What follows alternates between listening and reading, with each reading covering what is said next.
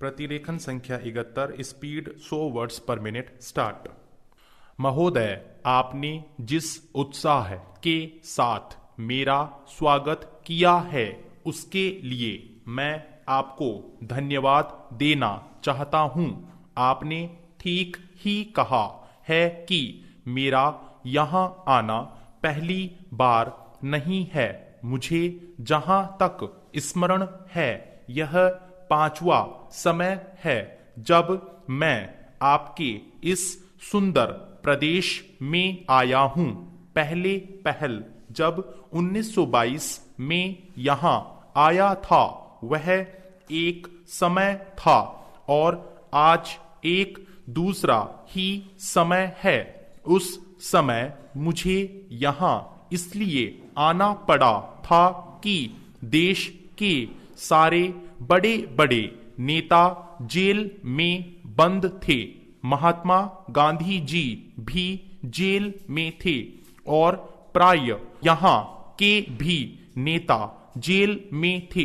दुर्भाग्यवश या सौभाग्यवश किसी प्रकार मैं बाहर रह गया था और जब मुझे यह समाचार मिला कि इस प्रदेश में विशेषकर सरकार की ओर से बड़ी सख्ती हो रही है तो मैंने सोचा कि यहाँ आना आवश्यक है। पूज्य मालवीय जी से मैंने इसका जिक्र किया तो वह बड़ी प्रसन्नता के साथ यहाँ आने के लिए तैयार हो गए। यद्यपि उनकी अवस्था उस समय अधिक थी। मैं तो उस समय नवयुवक था।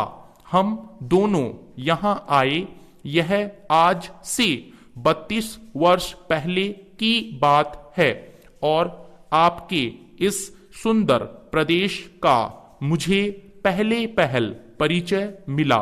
कल जब मैं यहाँ आ रहा था तो मार्ग में मुझे वह जगह दिखलाई गई जहाँ मैं बहुत कठिनता से रात भर बैलगाड़ी पर चलकर किसी प्रकार पहुंचा था।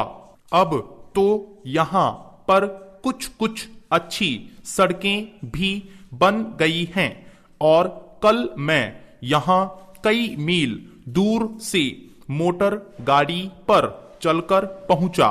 पर उन दिनों यहाँ पहुंचने का साधन केवल बैलगाड़ी थी और मुझे बैलगाड़ी से घनघोर जंगलों में यहाँ के 3-4 स्वयंसेवकों के साथ जाना पड़ा था।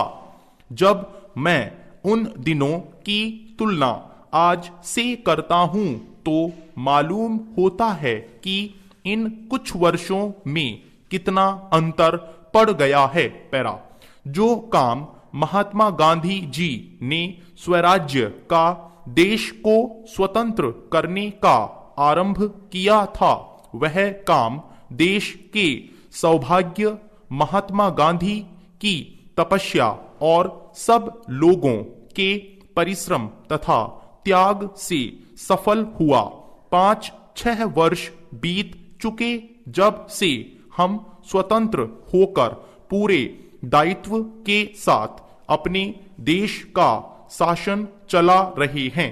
आज भारतवर्ष में ऐसा कोई स्थान नहीं है जहां के लोग अपना शासन स्वयं न चला रहे हों। स्टॉप। प्रतिलेखन संख्या 72 स्पीड 100 वर्ड्स पर मिनट स्टार्ट। महोदय, हमारा जो संविधान तैयार हुआ है उसमें भी इस बात का प्रयास किया गया है कि देश में लोकतंत्र पूरी तरह से लागू किया जाए और जनता को लोकतंत्र की सारी सुख सुविधा मिल सके। सबसे पहले मैं आपको इस बात के लिए धन्यवाद देना चाहता हूं कि आपने मुझे इस सम्मेलन में कुछ कहने का अवसर दिया है। आपके सामने जो विषय आएंगे वे इतने महत्व के हैं कि प्रत्येक हिंदुस्तानी चाहे वह किसी भी काम में लगा हो उन पर कुछ न कुछ ध्यान अवश्य देता होगा। पैरा, यह एक मानी हुई बात है कि बच्चा जैसा तैयार किया जाता है वह बड़ा होने पर वैसा ही निकलता है। शिक्षा का काम यही है कि उसको अच्छी तरह से सुलझे तरीके पर तैयार करें और उसको इस योग्य बनाएं कि उसे जिस किसी भी काम में लगाया जाए वह उस काम को कुशलता और सफलता के साथ पूरा कर सके। हमारे देश में जो शिक्षा पद्धति अभी तक जारी है वह नई नहीं है, बल्कि यदि मैं यह कहूं कि वह 125 वर्ष पुरानी है तो गलत नहीं होगा।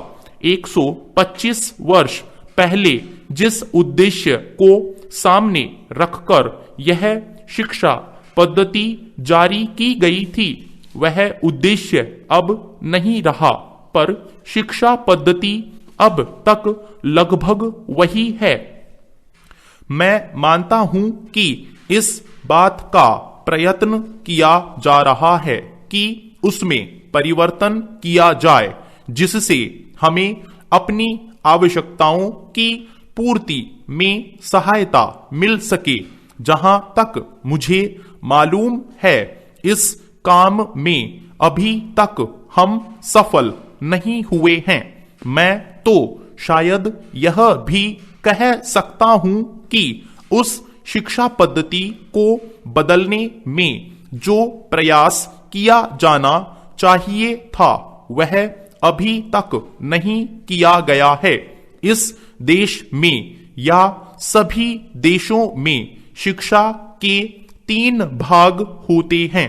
एक तो वह जिसमें छोटे छोटे बच्चों को शिक्षा दी जाती है, दूसरा वह जिसमें युवावस्था के पहले बड़े होने तक, और तीसरा वह जिसमें युवावस्था के विद्यार्थियों को शिक्षा दी जाती है। इन तीनों भागों की शिक्षा पद्धतियां अलग अलग हैं, परंतु वे एक दूसरे से मिलती जुलती होती हैं और एक से दूसरे में जाने में कोई कठिनाई नहीं होनी चाहिए। इसलिए यदि हम अपने देश की शिक्षा में सुधार चाहते हैं तो सबसे अधिक आवश्यक यह है कि सर्वप्रथम प्राथमिक शिक्षा में, उसके बाद माध्यमिक शिक्षा और फिर विश्वविद्यालय शिक्षा में सुधार किया जाना चाहिए। स्टॉप। प्रतिलेखन संख्या 73, स्पीड 100 वर्ड्स पर मिनट स्टार्ट। महोदय, आज इस समारोह में सम्मिलित होकर मुझे बड़ी प्रसन्नता हो रही है। जब से मैं आपके नगर में पहुंचा हूं, आपने जिस प्रेम और उत्साह के साथ मेरा स्वागत किया है उसके लिए मैं आपको धन्यवाद देता हूं। मैं जानता हूं कि यह स्वागत किसी व्यक्ति विशेष के लिए नहीं, बल्कि यह देश के प्रति आपके प्रेम का प्रमाण है। पैरा, भारतवर्ष जब से स्वतंत्र हुआ है उसके सामने बड़ी बड़ी कठिनाइयां रही है, परंतु ईश्वर की दया से हम एक एक कठिनाई को हल करते गए हैं और आज कहा जा सकता है कि हमें प्रगति के लिए प्रशस्त मार्ग मिल गया है। यदि हम चाहें और देश के लिए आपस में मिलजुल कर साहस तथा उत्साह के साथ काम करें तो संसार में ऐसी कोई चीज नहीं जो इस देश के लिए दुर्लभ हो। इसलिए एक ऐसे दिन का मानना जिस दिन देश की उन्नति के लिए एक बहुत बड़ा कदम उठाया गया था स्वाभाविक ही है। अंग्रेजों के साथ जिस समय स्वराज्य के लिए समझौता हुआ उस समय उन्होंने और सब चीजों के साथ साथ एक काम और किया जिसका परिणाम कुछ भयंकर हो सकता था। जहां एक और अंग्रेजी राज्य सीधे तौर पर चलता था वहां दूसरी ओर देशी नरेशों के अधीन 600 से अधिक रियासतें भी थी। ब्रिटिश सरकार ने जाते समय यह घोषणा कर दी कि ये सभी रियासतें अपने को उन सभी शर्तों और बंधनों से मुक्त समझें जो उन्होंने ब्रिटिश सरकार के साथ किए थे और प्रत्येक का अधिकार है कि वह चाहे तो हिंदुस्तान के साथ अथवा पाकिस्तान के साथ मिल जाएं या अपने को स्वतंत्र रखें। एक नीति के रूप में यह बात बिल्कुल ठीक थी, परंतु यदि हमारे देसी नरेशों के हृदय में भी वह देश प्रेम नहीं होता जो उन्होंने दिखलाया तो संभव था कि एक भारतवर्ष के बदले आज भारतवर्ष के कई टुकड़े हुए होते। यह समस्या देश के एक भाग में अब तक तय नहीं हो पाई है और वह भाग कश्मीर का है। उसके लिए हम अभी भी चिंतित हैं। देसी नरेशों के देश प्रेम, उनकी दूरदर्शिता और समय को पहचान कर उसके अनुसार अपने को ढाल लेने की उनकी शक्ति के फलस्वरूप ही भारत के दो टुकड़े हो जाने पर भी विशाल भारतवर्ष आज रह गया है। स्टॉप। प्रतिलेखन संख्या 74, स्पीड 100 वर्ड्स पर मिनट। स्टार्ट। महोदय, वह उस भारतवर्ष से कहीं अधिक बड़ा है जो कभी किसी भी ऐतिहासिक काल में या उसके पहले किसी एक छत्र शासन के अधीन रहा हो। आप जानते हैं कि भारतवर्ष इतना बड़ा देश है, पर संसार के और बड़े बड़े देशों की सैनिक शक्ति के सामने उसकी शक्ति बहुत कम है। इंग्लैंड, अमेरिका और रूस की सैनिक शक्ति के सामने हमारी शक्ति बहुत कम है। ऐसी स्थिति में हमारे सामने प्रश्न यह है कि क्या हम किसी के सामने झुक जाएं, किसी के साथ मिल जाएं या अपने को तटस्थ और स्वतंत्र रखें। किसी के साथ मिल जाने का अर्थ यह हो सकता है कि हमें उसके प्रभाव या उसकी शक्ति का लाभ मिले, परंतु उसका परिणाम भयंकर हो सकता है। यदि उन पर कभी संकट आया तो हम पर भी आएगा। यदि हम अलग रहते हैं तो हम अपने पैरों पर खड़े होकर अपनी शक्ति से बहुत कुछ कर सकते हैं। हमारे प्रधानमंत्री ने इस नीति को अपनाया है और यद्यपि आरंभ में हमारे अपने देश में ही बहुत से लोगों ने इसको नहीं समझा था, पसंद नहीं किया, परंतु आज हम देख रहे हैं कि उसका परिणाम क्या हो रहा है।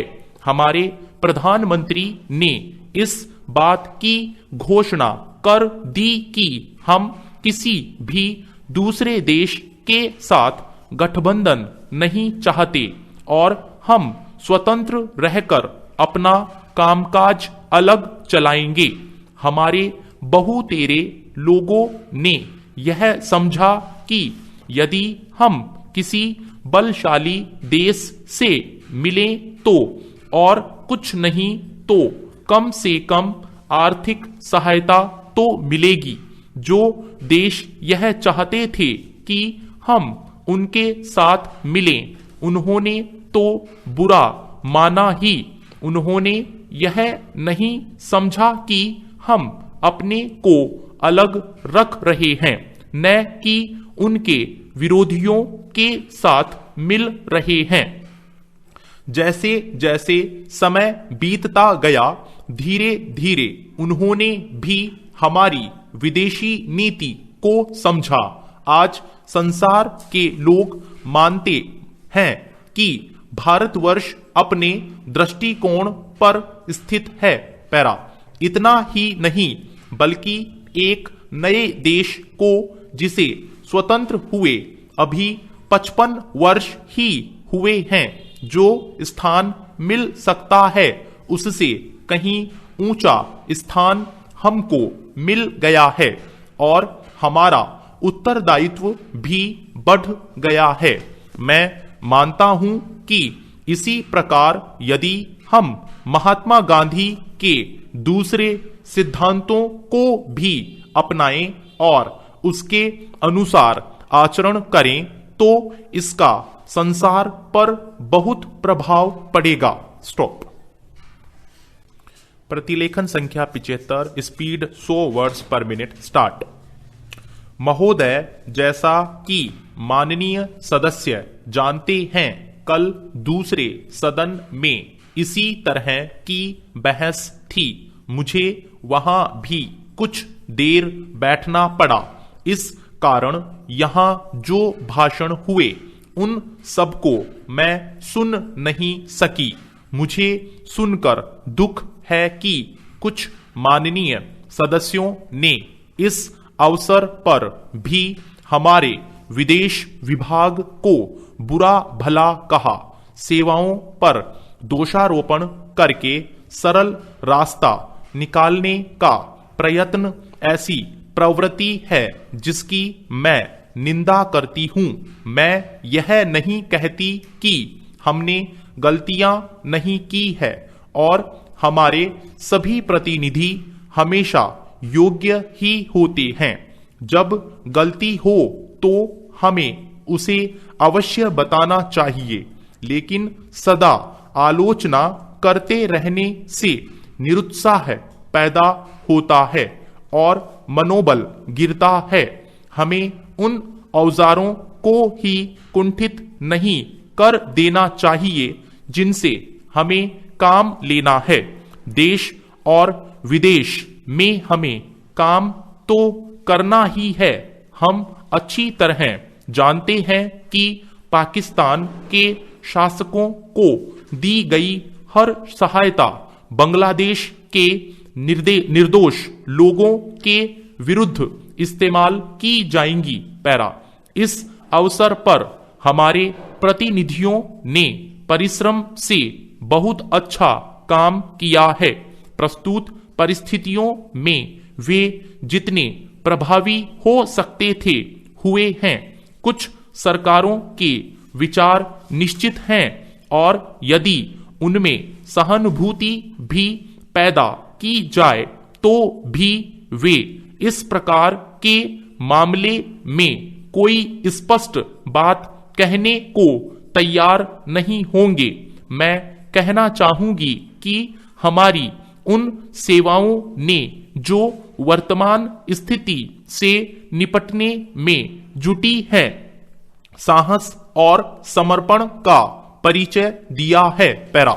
यदि कुछ माननीय सदस्यों को गाली देकर और सरकार पर साहस, दिशा और यहां तक कि समझ की कमी का आरोप लगाकर कुछ संतोष मिलता है तो मैं उन्हें इससे वंचित नहीं करना चाहती। कुछ सदस्यों के लिए हिम्मत का अर्थ गले की ताकत और भावुकता की भाषा है। काश की जिंदगी इतनी ही सरल होती।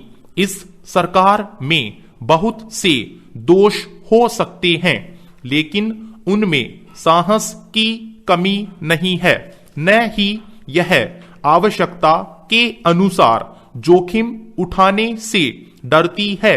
जैसा मैं बहुत बार कह चुकी हूं, हम इस स्थिति या किसी भी स्थिति के केवल कानूनी पहलू की चिंता नहीं करते, हम चिंता करते हैं केवल एक ही बात की, और वह है हमारे राष्ट्रीय हित, सुरक्षा और स्वाभाविक रूप से बांग्लादेश के बहादुर लोगों की सुरक्षा। इसी कारण से शांति से काम करने का महत्व है। स्टॉप। प्रतिलेखन संख्या 76, स्पीड 100 वर्ड्स पर मिनट। स्टार्ट।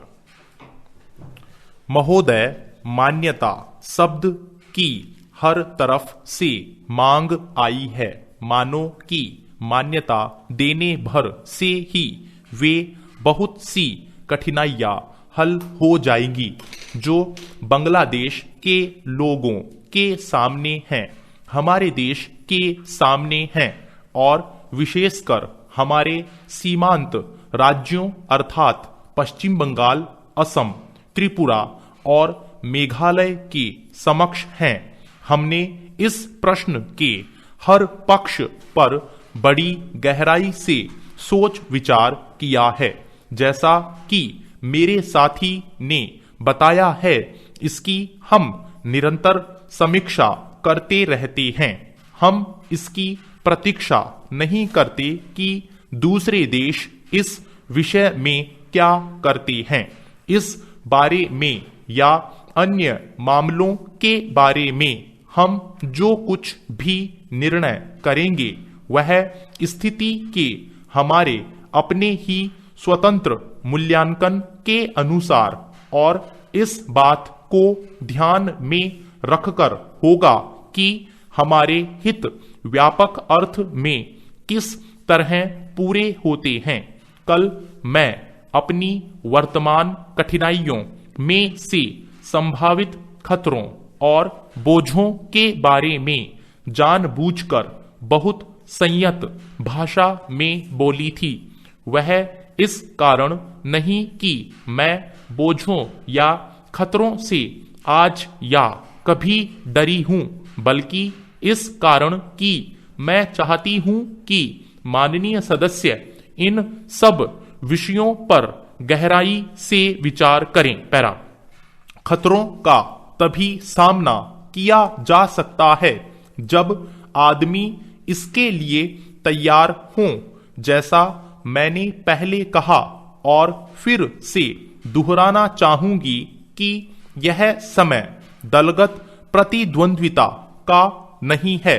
हम सबको मिलकर एक साथ खड़े रहना चाहिए और हमारे सामने जो अधिक काम हैं उनमें एक दूसरे की सहायता करनी चाहिए।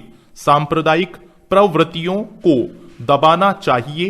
मेरे विचार में सब पार्टियों को सहायता करनी चाहिए कि बांग्लादेश और शरणार्थियों का प्रश्न सांप्रदायिक स्तर तक न गिरने पाए, बल्कि अपने सही स्तर पर ही बना रहे जो राष्ट्रीय और अंतर्राष्ट्रीय स्तर हैं।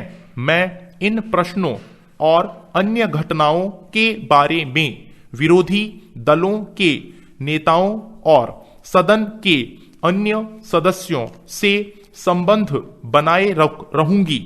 मैं अपनी तरफ से सदस्यों को इस विषय पर अपनी बात मुझसे आकर कहने और उनके पास जो कोई जानकारी हो उसे बताने की पूरी छूट देती हूं। साथ ही इस समय इससे अधिक और कुछ कहने को नहीं है। मैं बस इतना ही कहना चाहूंगी कि हम निराश न हों। हमें अपने और अपने लोगों पर भरोसा होना चाहिए। हमें बांग्लादेश की वीर जनता और अपने अधिकारों के लिए लड़ने के संकल्प पर भरोसा होना चाहिए। स्टॉप। प्रतिलेखन संख्या 77, स्पीड 100 वर्ड्स पर मिनट। स्टार्ट। महोदय, इस समय भारतवर्ष के सामने बहुत प्रकार की जटिल समस्याएं हैं और यह ऐसा समय है जब सबसे यह अपेक्षा की जाती है कि आप सदा भारत की सुरक्षा और उसकी उन्नति के लिए कटिबद्ध होंगे।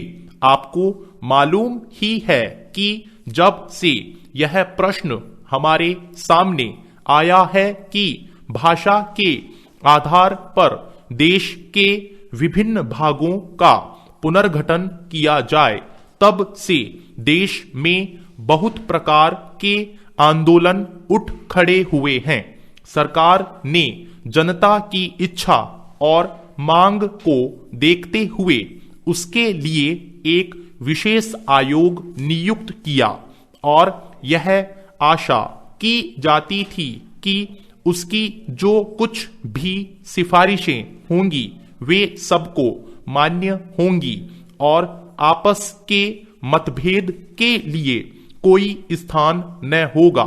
इस संबंध में सरकार ने जो भी निर्णय किए उनमें से अधिकांश निर्णय सर्वसम्मति से ही हुए हैं, परंतु दुख की बात है कि एक दो स्थानों पर मतभेदों ने एक ऐसा रूप ले लिया जो देश के लिए वांछनीय नहीं हो सकता।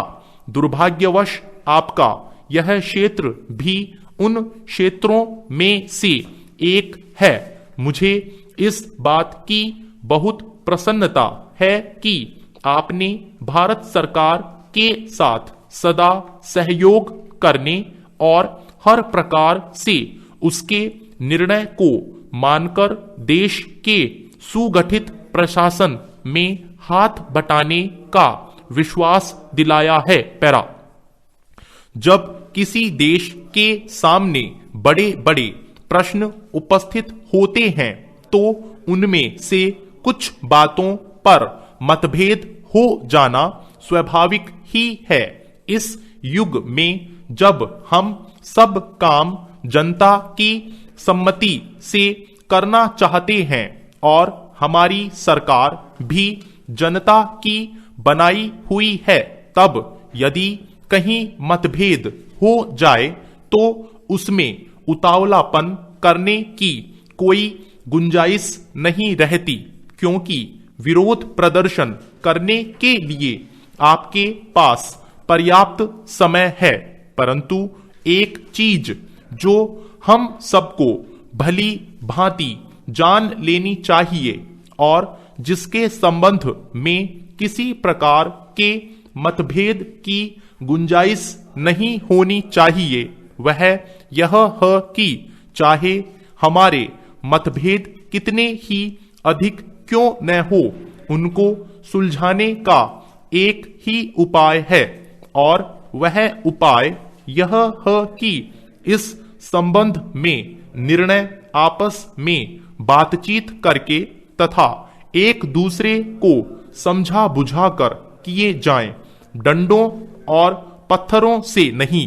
हमने अंग्रेजों के विरुद्ध भी, जिन्होंने इस देश को 200 वर्षों तक अपने अधीन रखा, डंडे और पत्थर उठाना गलत समझा और नहीं उठाया। स्टॉप। प्रतिलेखन संख्या 78, स्पीड 100 वर्ड्स पर मिनट। स्टार्ट। महोदय, तो क्या आपस के छोटे मोटे झगड़ों के लिए हम डंडे और पत्थरों का उपयोग करेंगे और एक दूसरे की भावना, उनकी प्रसन्नता और उनके विचारों का ध्यान नहीं रखेंगे? मैं जानता हूं कि जिस समय इस योजना के विषय में विचार हो रहा था और रुपए पैसे की कमी के कारण कुछ लोगों को इस बात का संदेह था कि इसको किया जाए या नहीं। उस समय राजस्थान और मध्य भारत ने करोड़ों रुपए जमा करके अपना उत्साह प्रदर्शित किया। इससे लोगों में केवल उत्साह को ही प्रोत्साहन प्राप्त नहीं हुआ, बल्कि उनमें सहयोग की भावना का भी विकास हुआ, क्योंकि इतना बड़ा काम यदि ऐसी भावना पर नहीं तो और किस भरोसे पर हाथ में लिया जा सकता था। मैं चाहता हूं कि आप में से प्रत्येक इस काम को अपना काम समझें और इसमें यथाशक्ति सहायता करें और इसको पूरा करा दें। पैरा। कल मैंने सुना और मुझे यह देखकर प्रसन्नता भी हुई है कि आप लोगों ने यहाँ पर किसी एक ही स्थान से नहीं बल्कि सारे भारतवर्ष से आदमियों को बुलाया है और वे आकर काम कर रहे हैं। बहुधा ऐसा होता है कि ऊंचे ऊंचे पदों पर बड़े बड़े अधिकारी दूर दूर से आते हैं, पर जो काम कठिन समझा जाता है उसको स्थानीय लोग ही करते हैं। इसके विपरीत मैंने यहाँ यह भी देखा कि केवल ऊंचे पदों पर ही नहीं बल्कि पत्थर तोड़ने तथा पत्थर काटने जैसा ठेठ मजदूरी का काम, जो कठिन काम होता है, मद्रास से लोग आकर कर रहे हैं। यह हर्ष की बात है। वे तो मजदूरी के लिए ही आए हैं, परंतु इतनी दूर से आने जाने में उनको सारे देश का ज्ञान हो जाएगा और जितने दिन वे यहाँ रहेंगे उनका यहाँ के लोगों से प्रेम और संपर्क पैदा हो जाएगा, जो सारे देश के लिए अत्यंत आवश्यक है। यह देश इतना बड़ा है और इसके निवासी इतने अधिक हैं कि जब तक सब राज्यों के लोगों का परस्पर थोड़ा बहुत परिचय कराने का विशेष प्रयत्न नहीं किया जाएगा, तब तक सबका सहयोग नहीं मिल सकता।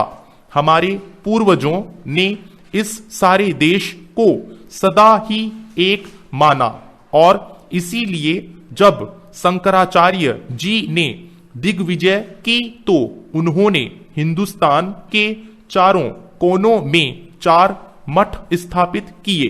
प्रत्येक स्त्री पुरुष के लिए चारों मठों का दर्शन करने का महात्म्य है। स्टॉप।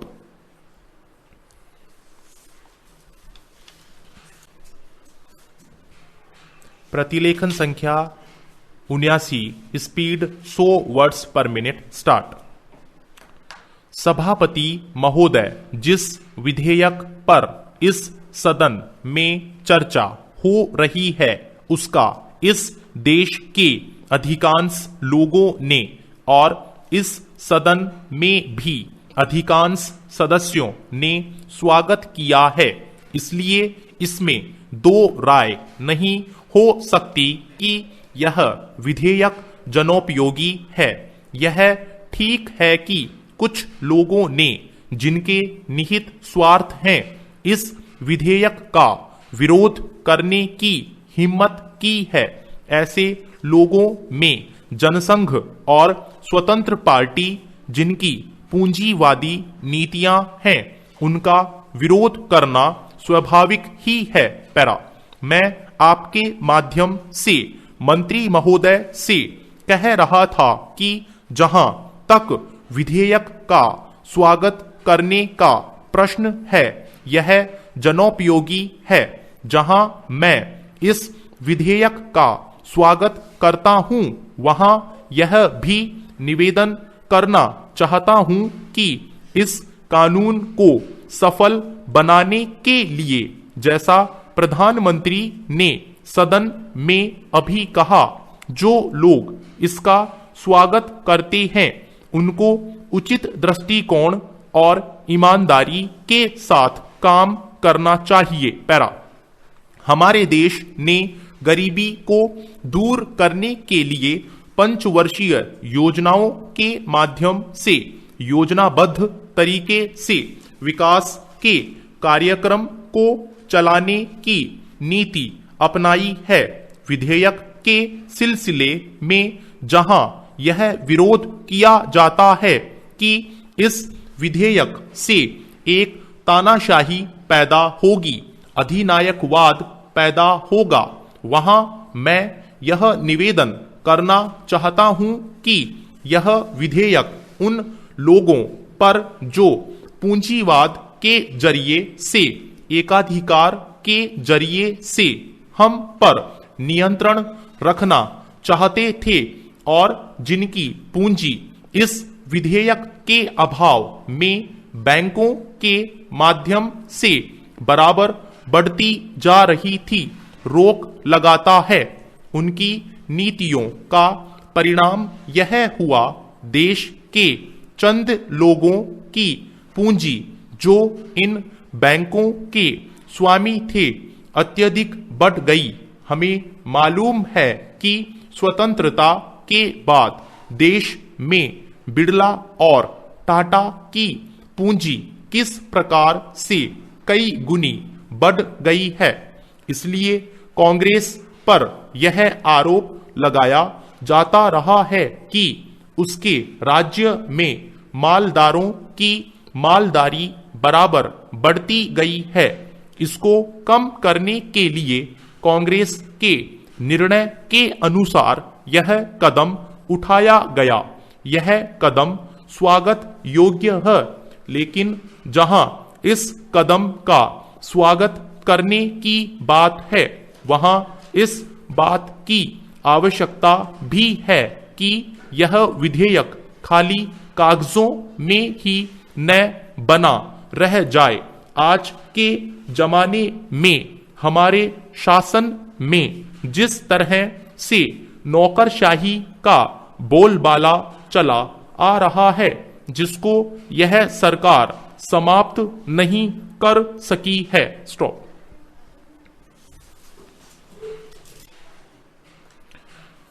प्रतिलेखन संख्या 80, स्पीड 100 वर्ड्स पर मिनट। स्टार्ट। सभापति महोदय, मैं निवेदन करना चाहता हूं कि सबसे बड़ी आवश्यकता इस बात की है कि इन बैंकों में इन नौकरशाहों को न रखकर उनके संचालन के लिए ऐसे लोगों को रखा जाना चाहिए जिनका बैंकों के राष्ट्रीयकरण में पूर्ण विश्वास हो, क्योंकि किसी संस्था में जब उस संस्था को चलाने वाले लोग ऐसे नहीं होते जो संस्था के कार्यक्रम में विश्वास रखते हों, तब तक यह संस्था कभी सफल नहीं हो सकती। मेरा कहना यह है कि हमारे देश में सार्वजनिक उपक्रम जो असफल हैं, उसका सबसे बड़ा कारण यही रहा है। जितनी भी असफलता हुई है, उसका कारण हमारी नौकरशाही रही है। जिस नौकरशाही को समाजवाद में बिल्कुल भरोसा नहीं है, उसका सदा बोलबाला रहा है। इसका परिणाम यह रहा है कि एक और तो इस देश में छोटे छोटे मामलों में बराबर देरी होती गई है, निर्णय नहीं लिए गए हैं, और दूसरी ओर उसके होने वाले लाभों से गरीबों को दूर रखा गया है। पैरा। बैंकों के राष्ट्रीयकरण के बाद इस बात की आवश्यकता है कि बैंक गांवों में जाते। आज तो बैंक एक तरह से शहरों के एकाधिकार हो गए हैं, जिसके कारण वहीं पर सारे उद्योग पनपते जा रहे हैं। शहरों की जनसंख्या बढ़ती जा रही है और अलग अलग तरह की समस्याएं उत्पन्न हो रही हैं। उनको दूर करने के लिए आपके बैंकों को गांवों के अंदर जाना पड़ेगा। इसके लिए सरकार को कदम उठाना पड़ेगा और निश्चित तरीके से योजनाएं बनानी पड़ेंगी। निश्चित निर्देश देना पड़ेगा, जिसके आधार पर बैंकों का ज्यादा से ज्यादा लाभ गांवों और उन कस्बों को हो जहां अभी तक लोगों का काफी विकास नहीं हो पाया है। सभापति जी, सांप्रदायिकता और जातिवाद इन दोनों के विरुद्ध सभी राजनीतिज्ञ हैं और जो इन दोनों से लाभ उठाना चाहते हैं, कम से कम मौखिक रूप से, तो वह भी यही कहते हैं कि सांप्रदायिकता बुरी है, जातिवाद बुरा है। मैं तो यही मानकर चलूंगा कि जब पूरा देश यह कहता है कि ये दोनों चीजें बुरी हैं, तो सचमुच सभी यही चाहते हैं कि न सांप्रदायिकता रहे और न जातिवाद रहे। आज भी हमारे देश की राष्ट्रीय आय का 50% कृषि से आता है। हमारे देश के कुल निर्यात के सामान में 70% कृषि उत्पादन की चीजें शामिल होती हैं। स्टॉप। Thank you. साथियों, इस चैनल को सब्सक्राइब करें और बेल आइकन को प्रेस करें ताकि लेटेस्ट वीडियो की जानकारी आपको मिलती रहे। गति बढ़ाने के लिए नियमित अभ्यास करें। इस चैनल पर 80, 100, 120, 140 और 160 शब्द प्रति मिनट की गति से डिक्टेशन उपलब्ध हैं, जिनका आप स्वयं भी लाभ लें और अपने मित्रों को भी शेयर करना न भूलें। डिक्टेशन अच्छा और बुरा लगा तो लाइक और डिसलाइक अवश्य करें। कोई सुझाव या प्रश्न हो तो कमेंट बॉक्स में लिखें।